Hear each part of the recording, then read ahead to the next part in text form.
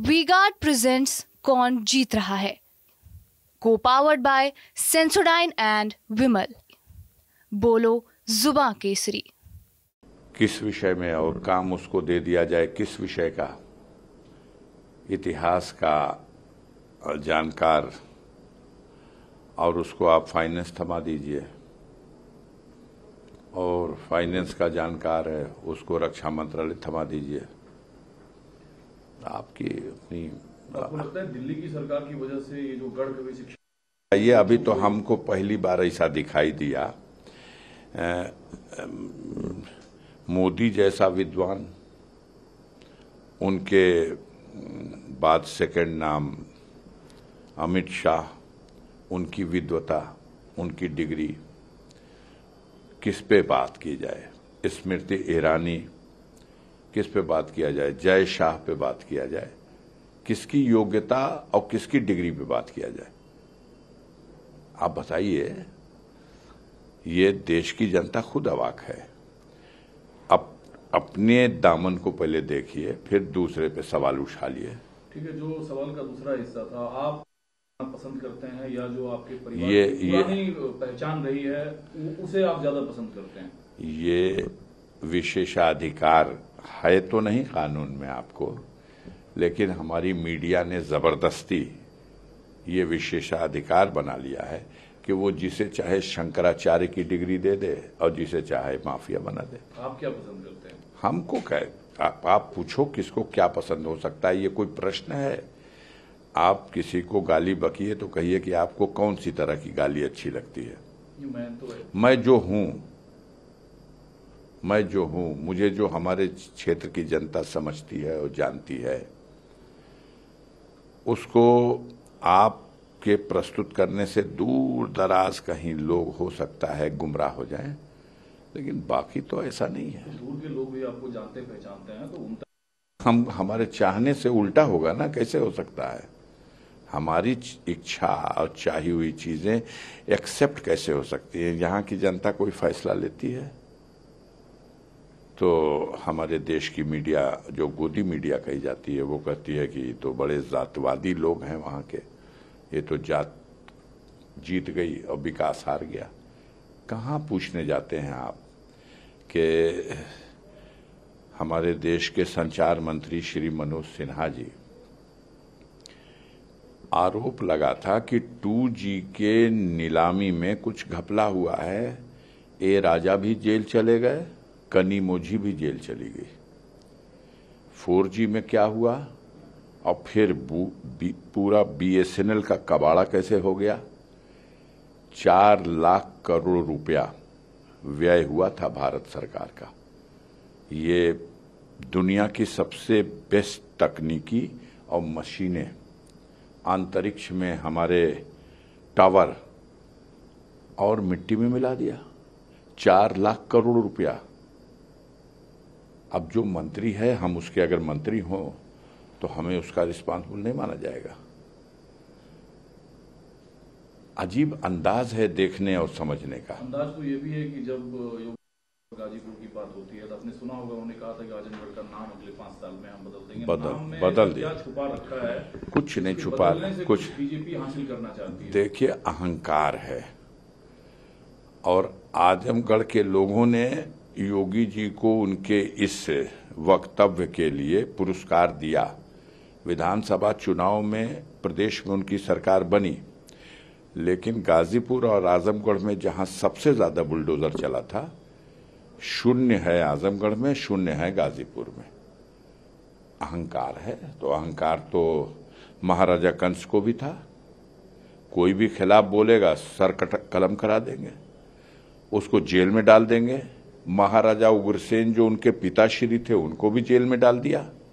तो ये लोग तो बस हमारे विरोध में है तो उसको मिटा दो।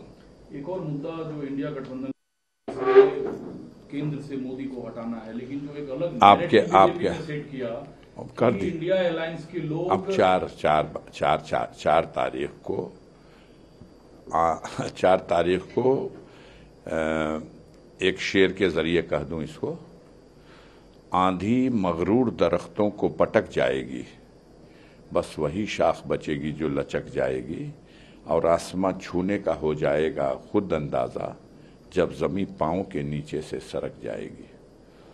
लल्लू सिंह जो सिटिंग एमपी हैं मौजूदा, अब फिर चुनाव भी लड़ रहे हैं, क्या उन्होंने ये नहीं कहा है कि जिस दिन 2/3 बहुमत हमें मिल जाएगी हम इस संविधान को हटा देंगे? क्या वो बीजेपी के लीडर नहीं है? अरे संविधान हटाने का मतलब कि हम अपना संविधान बनाएंगे। हम गुजरात में बैठेंगे और वहीं से नॉमिनेट कर देंगे बलिया का एमपी कौन, गाजीपुर का एमपी कौन। इसी को लेके जो नैरेटिव ओबीसी वर्ग का जो आरक्षण है जी छीनने के देना मुसलमानों को दे दिया जाएगा, जबकि जो ओबीसी आरक्षण है वो जाति आधारित आरक्षण नहीं है, वो आर्थिक असमानता को लेकर दिया गया आरक्षण है। सारी इसमें मुस्लिम जाति भी कुछ आती है उसके दायरे में। सारी विडंबना यही है कि ये लोग अपना फार्मूला अपने ढंग से बनाते हैं। पहले राउंड के रुख को देख के घबराहट में उन्होंने ये कहना शुरू कर दिया कि भाई जिसके पास 2 घर है, इंडिया गवर्नमेंट वालों की सरकार आएगी तो 1 घर ले लेंगे। उन्होंने आगे बढ़े तो ये कह दिया कि देखिए 2 भैंस भी जिसके पास है 1 भैंस भी ले लेंगे। फिर आगे बढ़े तो उन्होंने कहा इंडिया गवर्नमेंट वाले आएंगे तो ये मंगल सूत्र की रक्षा नहीं हो पाएगी। और आगे बढ़े, बढ़ते जा रहे हैं और वो इंडिया गठबंधन की सरकार बन रही है, ये भूत उनके सर पे चढ़ गया। बुखार में जब 104 डिग्री से ज्यादा बच्चों को बुखार होता है तो बच्चे बक बक बक बक करने लगते हैं, उनको पता ही नहीं कि वो क्या बोल रहे हैं। हमारे प्रधानमंत्री जी ऐसे ऐसे शब्दों का इस्तेमाल करने लगे कि अब क्या कहा जाए। ये लोग खुद ही गजल लिखते हैं और खुद ही घुंघरू बांध करके मुजरा करते हैं, खुद अपने ही तय कर देते हैं कि आपदा को अवसर बना लो। और आपदा को अवसर कोरोना महामारी के दौरान देश की जनता को मूर्ख बनाने के लिए कहते हैं इस तारीख को इतने बजे अपने अपने छत पे चढ़ करके और थाली बजाओ, ताली बजाओ। तो ये तो खुद ही अपनी सोच है, उसके लिए अपनी अंदर की जो घबराहट है, तो वो जो कुछ भी कहे। पूरे देश का नागरिक जो समझना नहीं चाहता वो अलग बात है, जो समझना चाहता है वो समझ चुका है कि ये लोग देश को संभाल नहीं सके, देश को गर्त में पहुंचा दिए। न इनके कंट्रोल में महंगाई है, न ये बेरोजगारी की समस्या का कोई समाधान कर सकते हैं।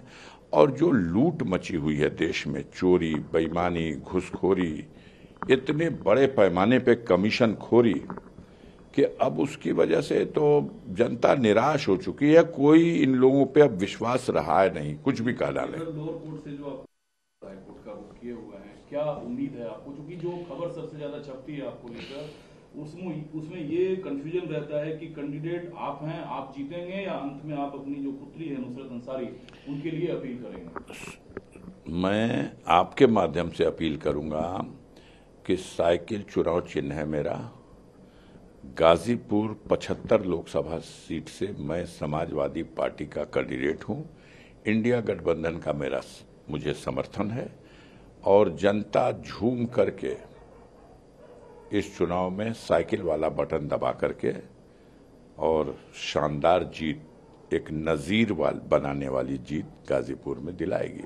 लोग कहते हैं आप बलिया सीट भी से आप सीमित मत करिए। भदोही में आज बता रहा हूं, ज्योतिष शास्त्र नहीं, जमीनी हकीकत। भदोही में बीजेपी हार जाएगी, जौनपुर में बीजेपी हार जाएगी, लालगंज, आजमगढ़ दोनों हार जाएगी, घोसी में बीजेपी हार जाएगी, बलिया में बीजेपी को हारना है, चंदौली में बीजेपी को हारना है, और जो रॉबर्ट्सगंज वाली सीट है वो भी बीजेपी हार गई है। ये सारी सीटें हार गई। गाजीपुर में रिकॉर्ड बनाने वाली हार। इसका मतलब जो सबसे ज्यादा राम मंदिर का जिक्र भाजपा के लोग करते हैं वो अयोध्या यहाँ से बहुत दूर नहीं है, तो बहुत नजदीक है। तो क्या राम मंदिर काम नहीं आया भाजपा को? भाई राम मंदिर और राम को आप क्यों कंट्रोवर्सी में ला रहे हैं? मैं नहीं ला रहा हूं, तो मन से जो नहीं, वही उन्हीं को कह रहे हैं हम, आपके माध्यम से उनको कह रहे हैं। उनको क्यों कंट्रोवर्सी में लाना चाहते हैं?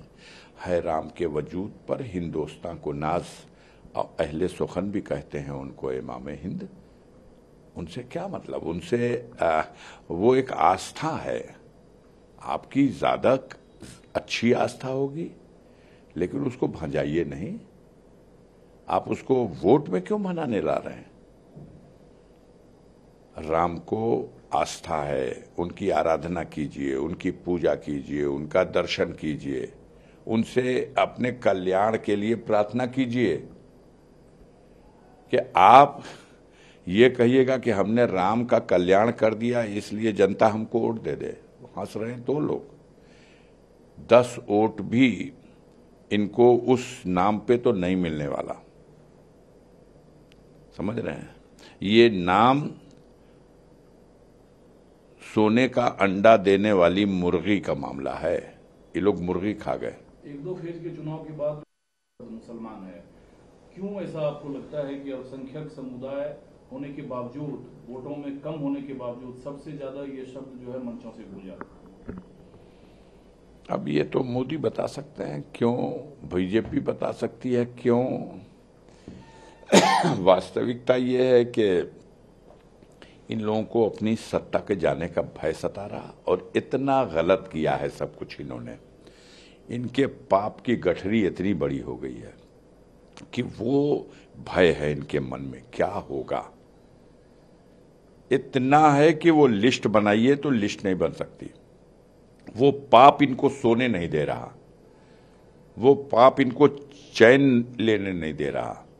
तो ये माला जपें, ये समझते हैं कि अब तो गुजर गया चुनाव, अंतिम फेज है। साहब को लेकर सहानुभूति है आपके साथ? अब मीडिया के भाई ये सवाल करते हैं तो अजीब लगता है। आपने ही ये नैरेटिव बनाया कि मुख्तार एक माफिया था, तो दुनिया में कहीं किसी माफिया को लेकर सहानुभूति होती है? या तो आपने अपनी सोच को सुधार लिया हो, उसको माफिया न कहिए, हीरो कहिए, मसीहा कहिए, उसके लिए तो सहानुभूति हो सकती है। लेकिन किसी माफिया के लिए कोई समाज कैसे उसके प्रति सहानुभूति रखेगा? वो तो उसे मानेगा कि ये तो समाज के लिए नफरत करने वाली चीज है, इससे हमारी सहानुभूति कैसे हो सकती है? अगर सहानुभूति है तो ये कहना गलत था कि वो माफिया है, ये नैरेटिव गलत है कि वो माफिया है। जो असली माफिया है वो जरूर उससे डरते थे, कांपते थे, घबराते थे। वो गरीबों की मदद करने वाला एक इंसान था। बेपनाह लोगों के दिलों में उसके लिए मोहब्बत थी, दर्द था। अगर जिसको आपने माफिया कहा और जिसको कहा कि ये तो मरना तो था ही, अगर आप समझते हैं कि आपने एक कारनामा अंजाम दे करके कोई उपलब्धि हासिल की है और जनता इसका पुरस्कार देगी, तो 4 तारीख का इंतजार करिए, जनता के फैसले और उसके पुरस्कार का इंतजार करिए। खुशफहमी या एक यकीन, भाजपा जीत कर भी सांसद रहेंगे नहीं रहेंगे, इस वजह से वोट उनको मिल जाए? आपको याद दिला दें, पिछली बार चुनाव हुआ था 19 मई को, गाजीपुर लोकसभा का चुनाव 19 मई को, 23 मई को गणना हुई थी। तब हमारे विरुद्ध एक मामला, जो स्वर्गीय कृष्णानंद राय जी की हत्या के एक प्रकरण में मुझे 120B का षड्यंत्र करने वाले का आरोप लगाया गया था। उस मुकदमे की सुनवाई पूरी हो गई थी और उसमें 3 जुलाई फैसले की डेट लग गई थी। तो उस चुनाव में भी यही कहा गया था कि 3 जुलाई को फैसला आना है। ये जीत भी जाएंगे तो भी सजा होने जा रही है, बाई इलेक्शन होगा। मनोज सिन्हा तो घूम घूम के लोगों से मिलने लगे, मीटिंग करने लगे कि भले हार गए तो क्या हुआ, अभी सजा होने जा रही है और उसके बाद फिर चुनाव होगा, हम जीत जाएंगे।